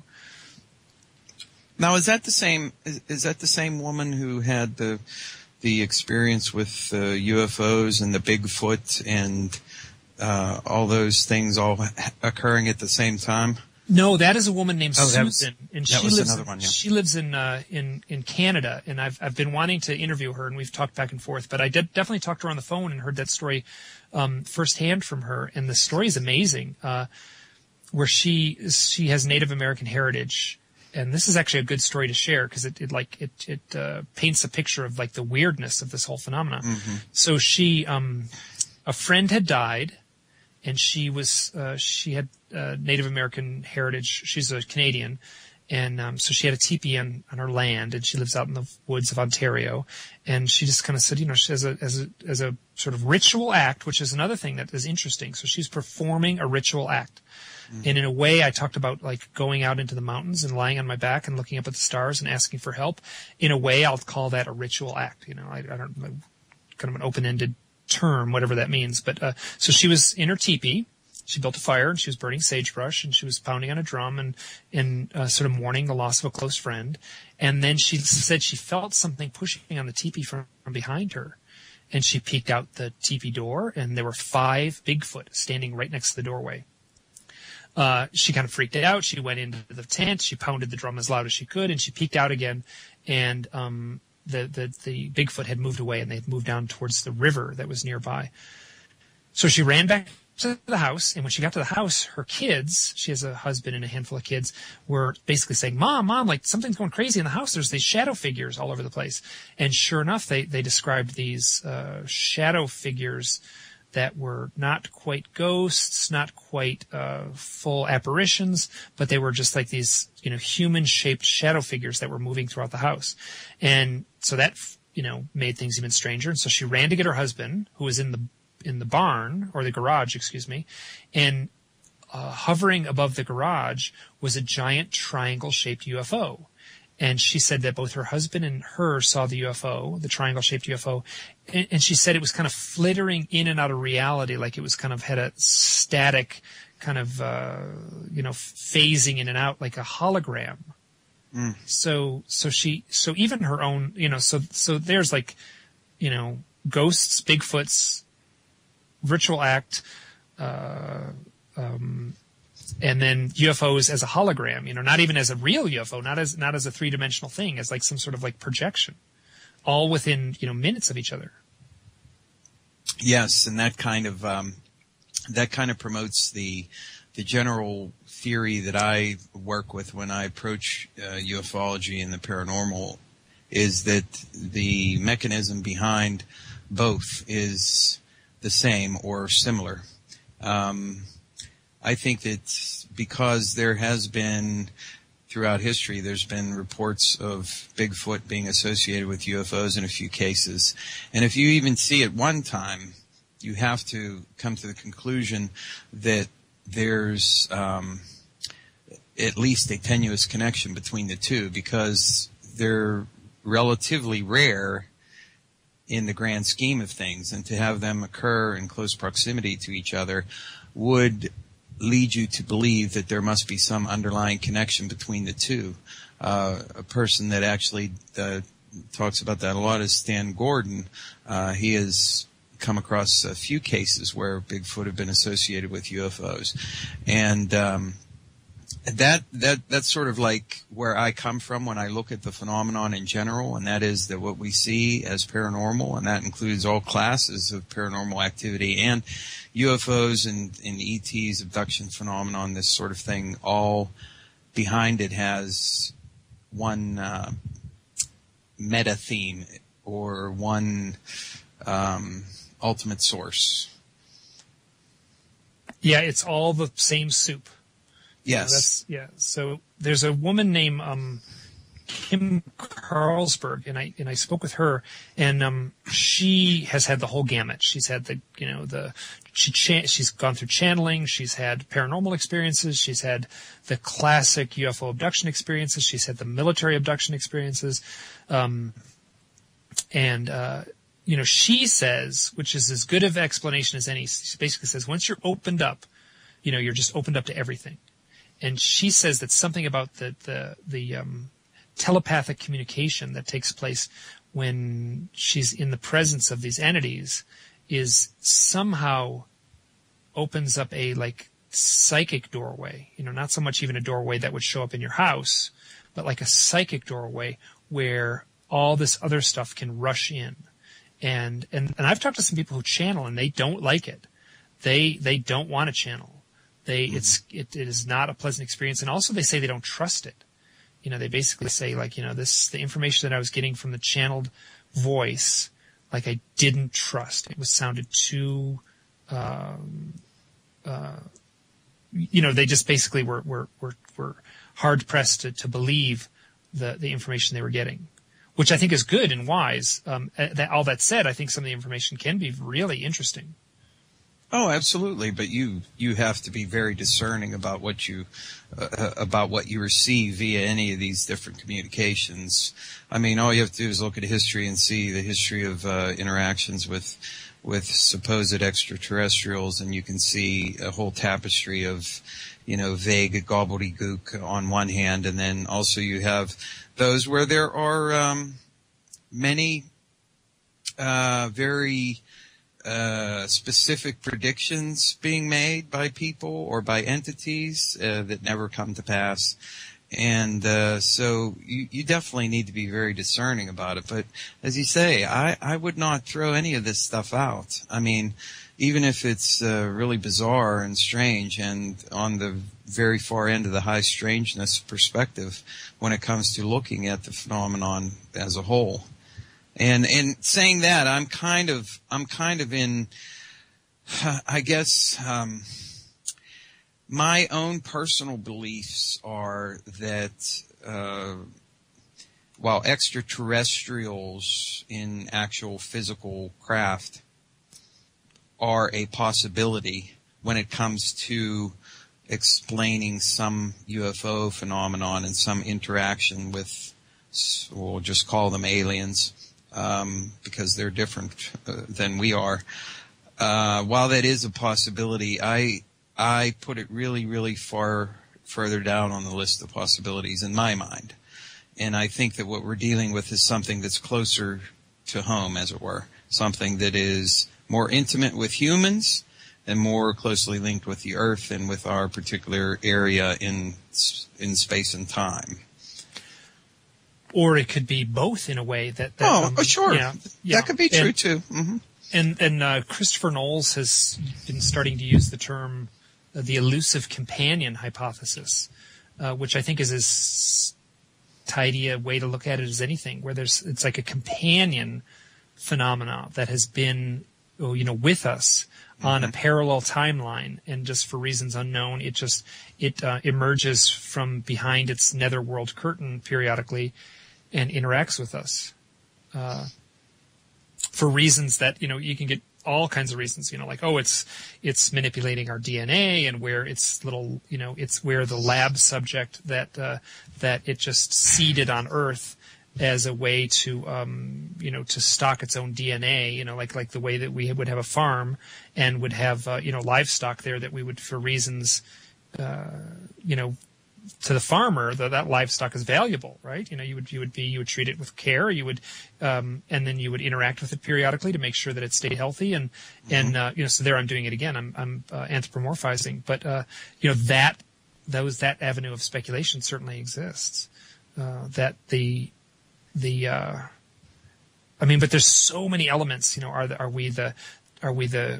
they keeping us for our souls? Are they feeding off our energy? Like vampires? Is that what these nightmarish scenarios are? I mean, I've talked to more than one person who's claims to have been raped by a reptilian, are they? And the implication is that they share about the experiences that the reptilian entities are feeding off of our heightened, terror, the same way that a vampire would feed off of blood.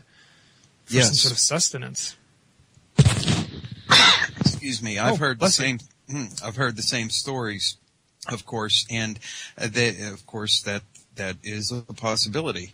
When we're talking about speculating about what may be behind the phenomenon and what may be some of the root causes of it, you have to take into account the idea that there may be things, beings, entities, whatever, that have a specific agenda that they're following.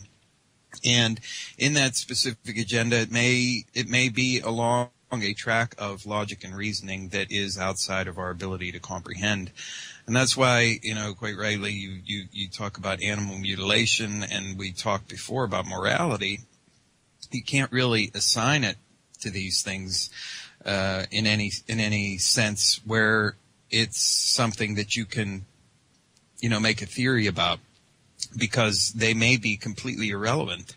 But yet again, as you pointed out, Chris Knowles talking about the elusive companions, and even Mac Tonys himself with the cryptoterrestrials, and then you have John Keel, who talked about ultra-terrestrials, and these are things that are native to here, but in a different fashion than what we're used to, or that what we experience in what you would call normal reality, I guess.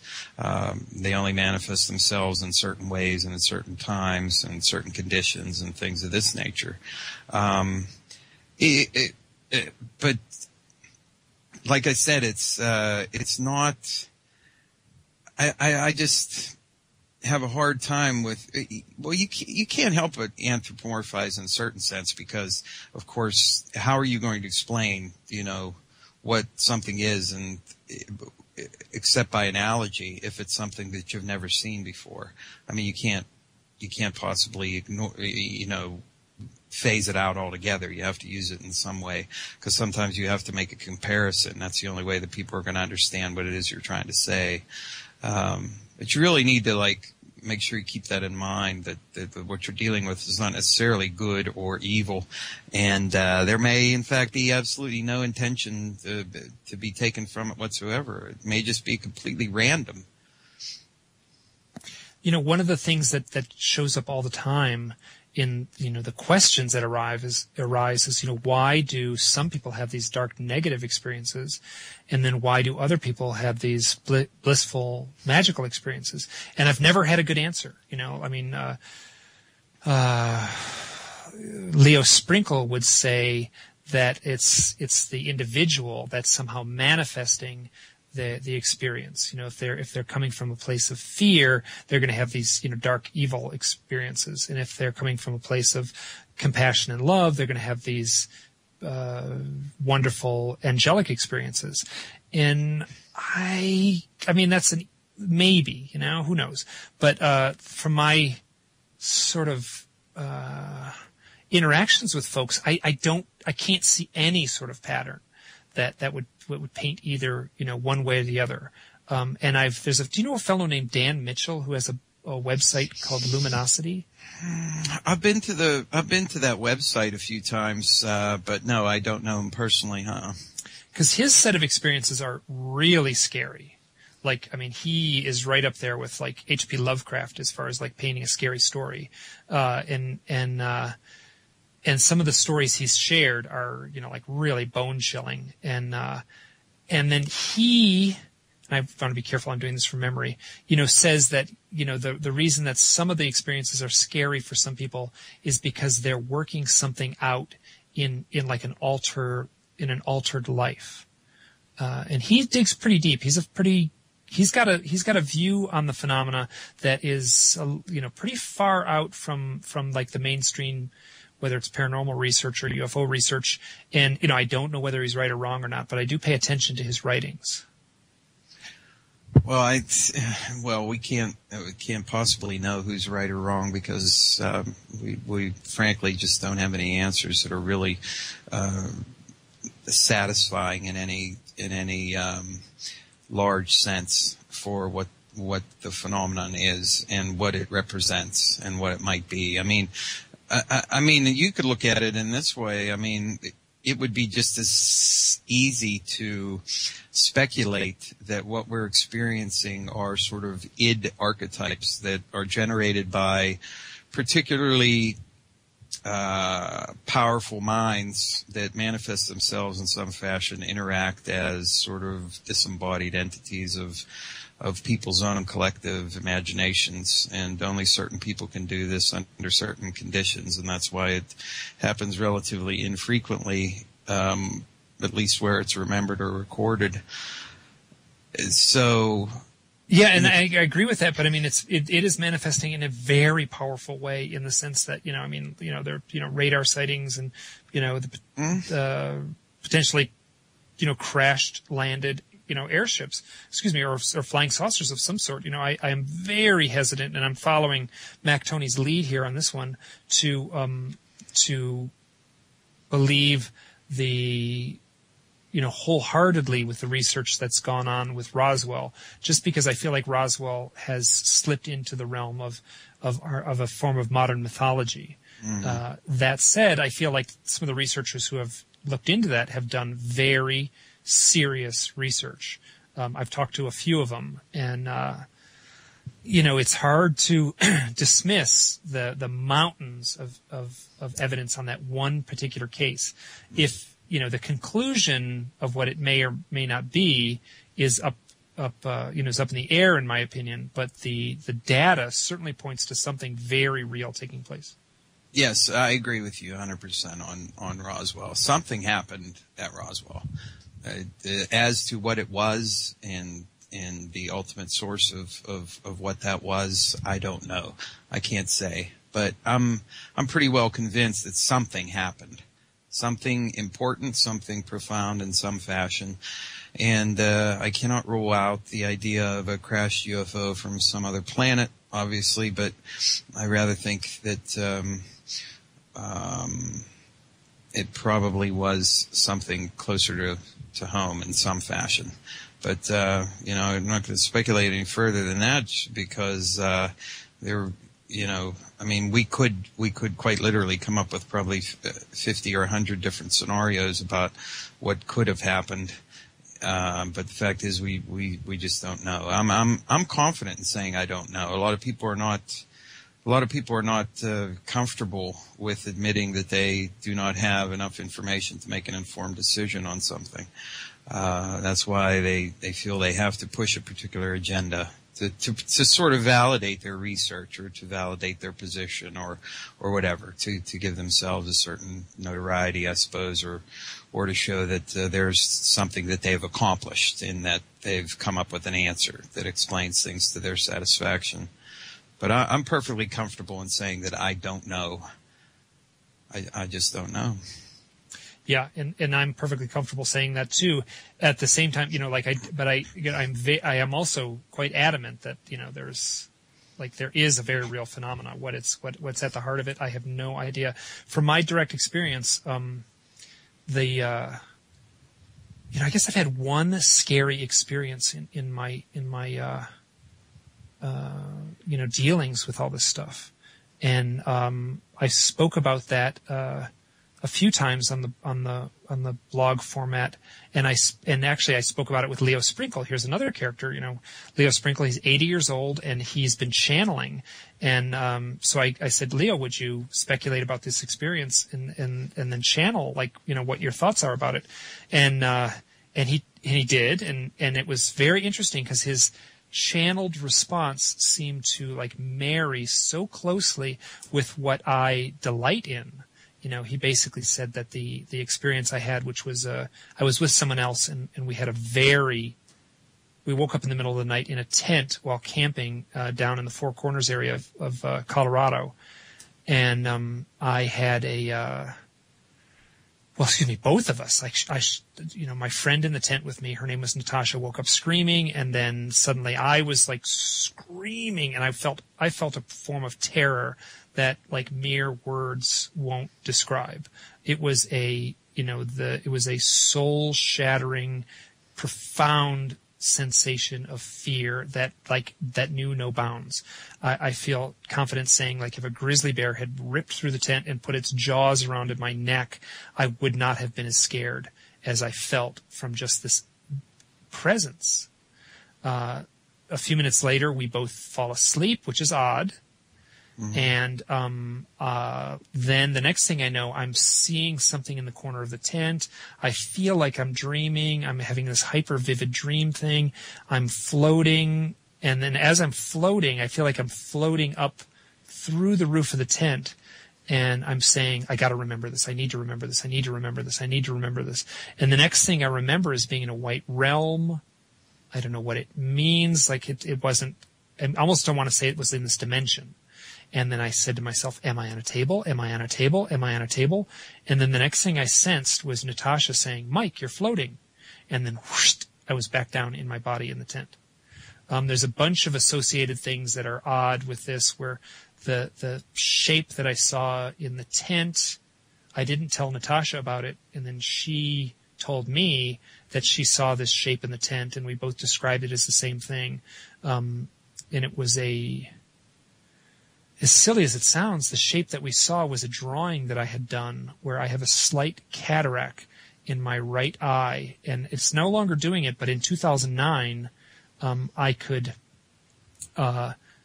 look into the sun like you would on a beach and just kind of squint my eyes a little bit, and in my eye was a little, the figure of a little cartoon seated alien, and it was like a big-eyed, bald alien, and it was seated like a little Buddha, and that was the image that was showing up in my eye. It was just the distorted visual artifact of this cataract in my eye creating this image, and I managed to draw it. And I said, Natasha, what did it look like in the corner? And she said, well, it looked like that thing you drew, that image from the cataract in your eye. And that's exactly what I saw, and we didn't talk about that till the next day. Shortly thereafter, we went to a ceremonial sweat lodge in the Navajo reservation. So here again, we have a ritual act taking place. We go to a sweat lodge, and when I take my shirt off to go in the sweat lodge, I have this great big long scratch down the front of my chest. And, I hadn't noticed it before. We were car camping, so it was kind of typical of, living the dream, and you're kind of all grungy, and you just kind of, sleep in your clothes and get up and start driving in the same clothes. But, so I had a scratch that went from my left shoulder to my belly button.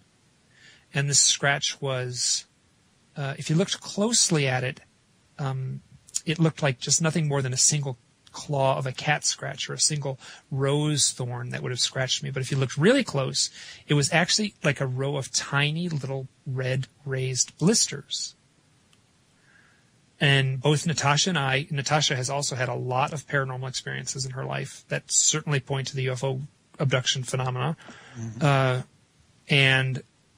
And then the theme of the sweat lodge was surrender.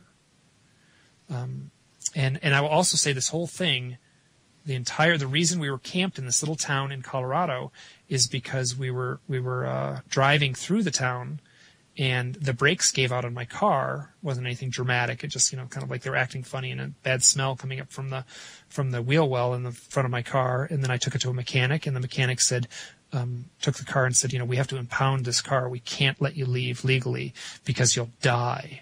And so that was, and so I was like, okay, so here we are stuck in this town. They set us up with a cheap rental car for a few days, and so that was the beginning of this whole thing. This basically traveling on a journey, getting stopped in the journey, basically saying you can't go any farther or you'll die, and then having this terrifying experience. The whole thing culminates in this sweat lodge experience, all within a little over 24 hours. It was so weird. It seems like you were directed along your course. Exactly. Yeah. It's so strange.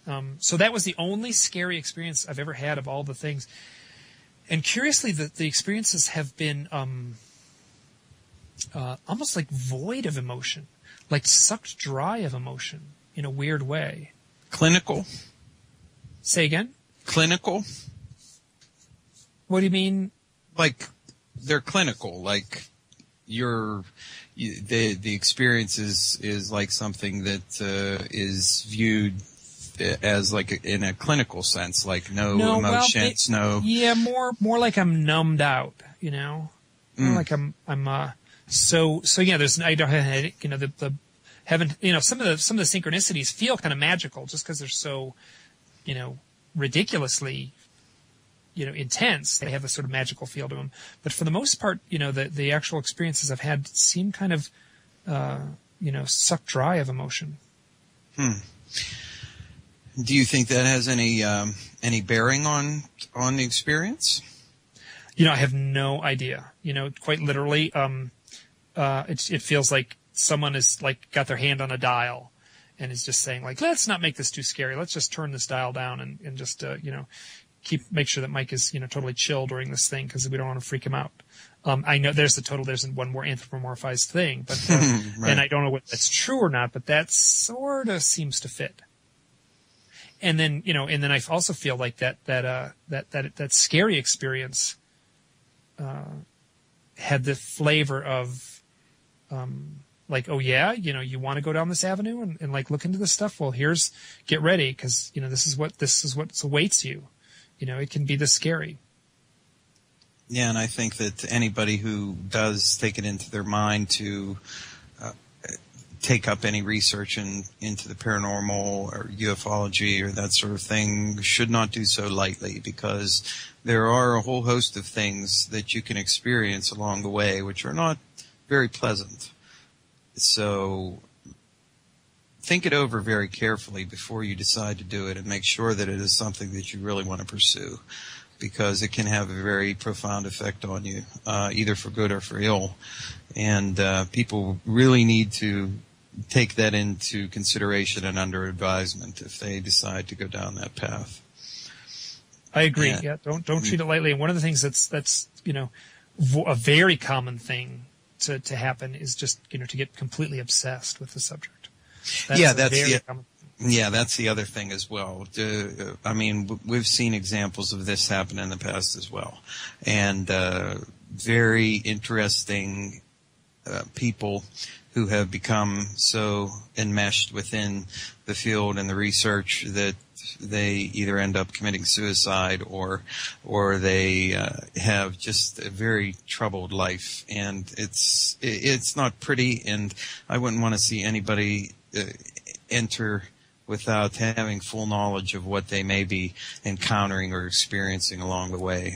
That's in the nature of full disclosure for people who have an interest and want to pursue it. Just approach it from that perspective and be cautious. Yeah, and I mean, in a funny way, like nobody told Luke Skywalker ahead of time, that like be careful, what you head down. I mean, this is something that goes back to what Leo Sprinkle talks about, which is the hero's journey is a metaphor that he uses, sort of the Joseph Campbell metaphor. And, so he's he's got a very beautiful, like magnificent, mythic way of looking at these things, which I find very endearing and very heartwarming. And I sort of gravitate to him, perhaps for my own selfish reasons, because I like the message he's imparting. Mm-hmm. I've heard you speak very kindly towards Leo Sprinkle several times, either in podcasts that you've done or interviews that you've done with people. Sounds like a very fascinating person. Hopefully, at some point in the future, I'll be able to chat with him myself. Yeah, I'll give you his contact information. He's 80 years old. He's, as far as I can tell, he's like at the top of his game, and a delight to interact with. Oh, excellent. That would be good. Now we're coming down to about the end of the show here. I wanted to give you an opportunity to tell us what you're working on right now, and also who you have coming up on your podcast. Oh yeah. Well, so the first of all, the podcast, I don't really this is all completely selfish on my part as far as the podcasts that I do. I mean, I'm doing them for me, right? This is kind of my therapy in a way. So I'm just searching out the people that I want to interact with, and so I don't have a schedule. But there's a handful of folks that have agreed to say yes. Peter Robbins, who I've met a handful of times, and also had some funny synchronicities with Peter Robbins. He's the author of Left at Eastgate, about the Rendlesham Forest experience. Mm-hmm. Yeah, and he also worked for a long time with Bud Hopkins. So he's on my list. This woman, Susan, who had the story about being in the teepee and seeing the Bigfoot, is on my list. The theme, I don't know how to say it, the mission statement in a way of my blog as well as the podcast is less the sort of grand philosophical research quandary, if that makes sense, and more like the deeply personal stories that take place. These experiences are being lived by real people, and I find that and this is coming from a firsthand experience. I'm much more at peace now than I would have been if we had this conversation, let's say in 2009, when I was kind of pretty freaking jumpy about the whole thing. It was very challenging as I first realized this stuff was buried somewhere in the reality that I was walking through. But there's a very real human experience tied into this, and I find that much more fascinating than trying to play things out in lofty platitudes. I would rather hear someone say this is how I felt at this moment, and this is the change in my life, the philosophical, the metaphysical, the religious, the spiritual change that took place in my life, in direct response to interacting with this phenomena. Okay. Well, so the blog and the podcast both are done sort of as therapy. I don't know, well, it's therapy for you, but it's not done on any schedule. It's done according to whatever. Exactly. I don't put them out once a week or anything like that. Sometimes I'll do 3 podcasts in a week, and then I'll go a month without doing anything. And, it's based sometimes on just how busy my schedule is. And then also, these are it's emotionally draining to sort of dig into this stuff. And there's sometimes I just got to say okay, I got to chill out. I got to take half a step back and regain my composure. I've made the mistake a few times of pursuing the podcasting when I, doing an audio interview when I wasn't really feeling it, so I definitely got to trust where I'm at, and follow it that way rather than feel like it's like a job where I'm on a schedule. Yeah. And, I think that's really good. You have to have another life You have to have some other pursuits that you can sort of fold in there every once in a while, just to clear your mind of all the things that have you wrapped up whenever you do these sorts of things. So I think it's really good. But for everybody out there who's listening, I highly recommend that you have a listen to Mike's podcast, because they're very enjoyable. He's very insightful. He asks good questions, and he has very interesting guests on when he does the podcast. So check them out. You can download them and listen to them at your leisure, which is what I do. And definitely read the blog as well. We didn't get a chance to talk about the owls, but definitely check out the owls. We didn't get a chance to talk about the owls tonight. That's as unanswerable as it gets. That's as open-ended, and I'm like as lost as anyone at what that might mean. So indeed, and I also wanted to mention about the streetlight effect as well, which is something else that you've come across, and that's another. That's another very Fortean topic that sort of folds into this whole meta-narrative that we're talking about here when we talk about UFOs and aliens and the paranormal and Bigfoot and shadow people and ghosts and poltergeists and all that sort of stuff. So, I mean, quite literally, we could talk for hours about this, and I'd be perfectly happy to do so, but unfortunately our time is running out here on the show today. Mike, I wanted to thank you very much for coming on the show today and for sharing your experiences with us and for giving us a chance to go back and forth and sort of have some speculative talk about what may be going on here. And I want to say I wish you the best of luck in pursuing things the way you have and in the personal therapy that you're going through with the blog and the podcast. And I hope you'll keep in touch and share any revelations that you have or any things that you've come to a conclusion about. Because, as I said before, I think the synchronistic approach to research is the one that's going to be the key that unlocks a lot of information for people. And you're one of the people that's firmly in that camp, along with Christopher Knowles and Andy Colvin and many other people that I'm not naming here. So don't feel bad if I don't name you, because there's too many to mention. So I think you're doing a great job, and I just wanted to thank you, and I'm really glad you spent the time with us this evening. Yes, it was delightful. Yeah, it seems we covered a lot.